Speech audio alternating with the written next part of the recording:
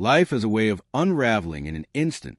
One moment, everything feels solid, secure, even, and then, with no warning, the ground beneath you gives way, leaving you breathless, weightless, and spiraling.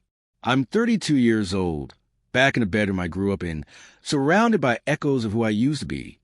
The faded posters on the walls, the cluttered desk littered with forgotten keepsakes. They haven't changed, but I have.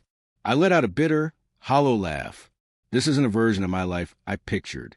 I'm Olivia, and somehow, despite all the hopes I once carried like armor, I've landed here, staring down the consequences of choices I can't undo. It all began with Daniel. We met at a housewarming party thrown by my friend Rachel. She had just moved into this beautiful, light-filled townhouse, the kind of place I used to imagine myself in, the kind of future I thought I was building. Her life felt complete. Thriving career, fiancé who adored her, everything in its rightful place. I fell out of step with it all. My own life messy and unmade, still single, exhausted by the carousel of online dating and surface-level connections. I was beginning to think that kind of deep, soul-level bond might just not be in the cards for me. And then I saw him. Daniel stood slightly apart from the crowd. He wasn't flashy or loud. He had dark hair, a calm presence, and a kind of quiet magnetism that didn't need to prove itself. But what struck me most wasn't how he looked. It was how he listened. He gave you his full attention, like every word you said held weight. That night, we talked for hours, tucked into a corner of the party, like our own little world. And for the first time in a long while, something inside me flickered. Maybe I hadn't missed my chance. Maybe love was still possible. Daniel was everything I thought I'd been waiting for. Gentle, attentive, safe. He made me feel steady in a world that often felt anything but. It didn't take long for things to deepen between us. And within a year, he proposed. We got married the following year. And for a while, it felt like the life I dreamed was finally mine. But somewhere along the way, I stopped seeing what was right in front of me. The steadiness I once cherished began to feel still. His small acts of love, like remembering how I took my coffee or sneaking handwritten notes into my lunch, started to seem predictable, even dull.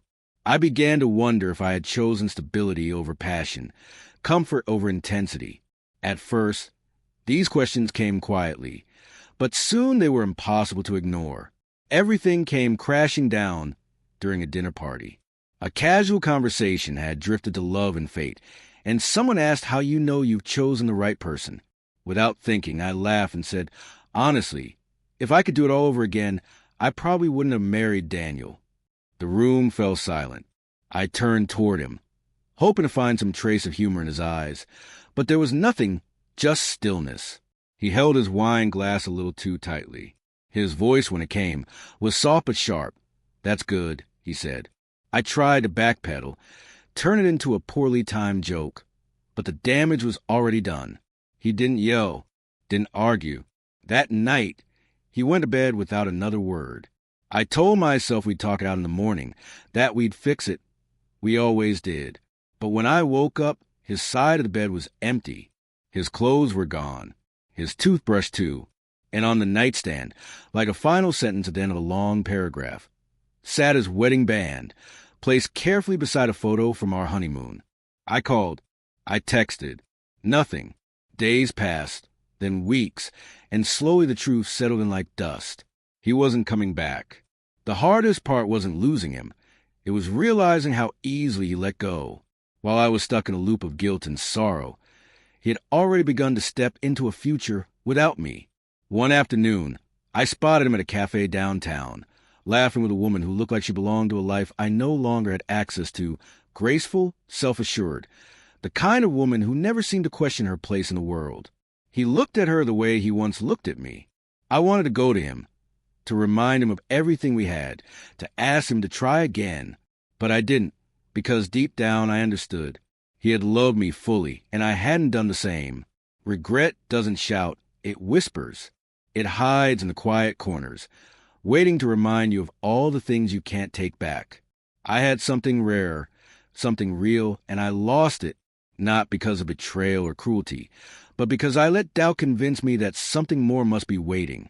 He didn't leave because he stopped loving me. He left because he realized I never truly saw the way he loved me. And now I'm left here in this childhood room, surrounded by the artifacts of who I once was, trying to understand how I let it all fall apart. People say you don't know what you have until it's gone, but that's not always true. Sometimes you do know,